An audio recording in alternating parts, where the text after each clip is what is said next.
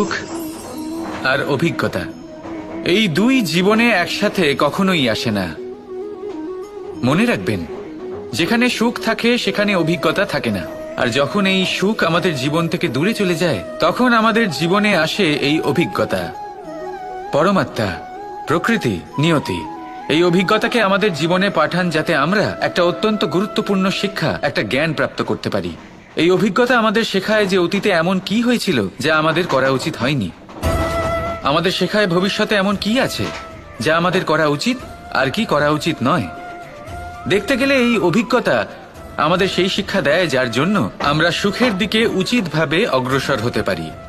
সেই জন্য জীবনে যখনই দুঃখ আসবে, দুঃখের এই সময় আসবে, তখন হতাশ হবেন না। বোঝার চেষ্টা করুন এই পরিস্থিতি কেন এসেছে, কি শিক্ষা দিতে এসেছে। যদি আপনি সেই জ্ঞান লাভ করেন